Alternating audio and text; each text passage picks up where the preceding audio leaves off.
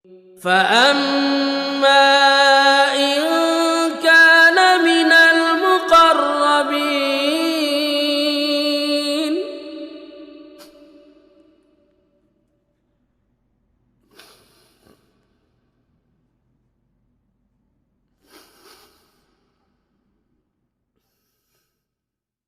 Ada basmalah dan ada tasmiyah jemaah. Perlu dibedakan ini. Kalau basmalah ya bismillahirrahmanirrahim. Kalau tasmiyah adalah ucapan bismillah saja. Tentu nggak usah pakai saja bismillah. Tok. Nggak usah pakai tok. Pokoknya bismillah tanpa ar-Rahman ar-Rahim ya. Dan itu nanti ada penempatannya. Tidak boleh ditambah dan tidak boleh dikurang. Jadi ada penempatan seperti makan, ya, seperti masuk WC, itu tidak boleh bismillahirrahmanirrahim, tapi bismillah. Nabi SAW mengatakan satru ma baina ayunil jinni wa aurati bani adam idza dakhala ahadahumul khala an yaqula bismillah. Kata Nabi dalam hadis Tirmidzi, satru, satr yakni hijab atau penghalang antara aurat, antara pandangannya jin dengan auratnya Bani Adam ketika mereka masuk WC, masuk kamar mandi, masuk WC, yang menjadi penghalangnya adalah ucapan Bani Adam tadi bismillah. Jadi kalau seorang muslim masuk WC dan dia telanjang bulat misalnya, ketika sudah membaca bismillah tadi, itu setan tidak bisa melihat auratnya. Maka ini luar biasa jemaah, keajaiban. Ya, dan kita wajib mengimani, dan ini hadis sahih.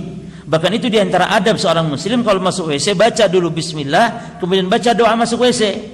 Karena Nabi SAW idza dakhala al-khala, Nabi kalau masuk WC, kalau masuk ya ini sebelum para jemaah. Sebab apa namanya? Idza yani fi'il madhi, dakhala itu kan fi'il madhi yang artinya telah masuk. Dakhala, jalasa, telah duduk, dakhala telah masuk. Tapi kalau pakai idza maka berubah menjadi fi'il mudhari, artinya bukan telah masuk, berubah maknanya menjadi fi'il mudhari, artinya ketika akan atau sedang. Maka baca doa Allahumma inni a'udzubika minal khubuthi wal khaba'ith sebelumnya bismillah. Dalam hadis Tirmidzi lengkap dari hadis Ali bin Abi Thalib bahwa Nabi masuk WC itu baca bismillah Allahumma inni a'udzubika minal khubuthi wal khaba'ith. Jadi bismillah dulu. Dan fungsi bismillah tadi untuk apa? Agar aurat kita tidak kelihatan saat kita telanjang. Tidak kelihatan oleh siapa? Oleh makhluk yang dia lihat kita dan kita tidak lihat mereka. Sebagaimana kata Allah dalam Al-Quran, innahu yarakum huwa wa qabiluhu min haitsu la tarunnahum. Bahwasanya dia jin itu dan qabilahnya itu melihat kalian dari arah, dari tempat yang kalian tidak bisa melihat mereka. Jadi jin melihat kita kalau kita tidak lihat mereka para jemaah. Oleh karena itu kata Al-Imam Syafi'i rahimahullah, kata beliau, man za'ama annahu yaral jinna abtalna syahadatahu illa an yakuna nabiyyan.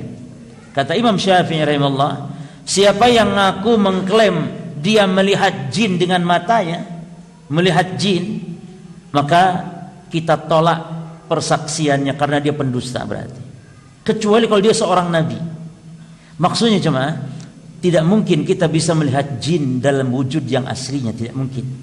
Adapun kalau jin sudah berubah wujud kepada wujud manusia, kepada wujud yang lain, maka bisa kita melihat.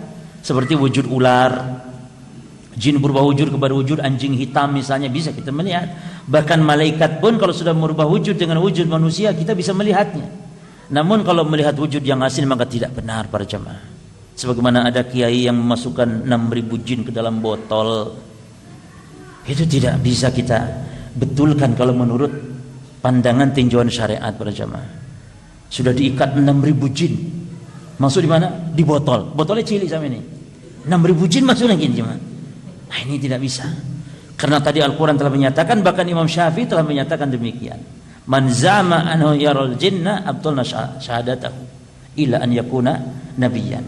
Nah, jadi bedakan antara bismillah dengan bismillahirrahmanirrahim. Seperti menyembelih dan semisal, nanti kan kita bahas insyaallah.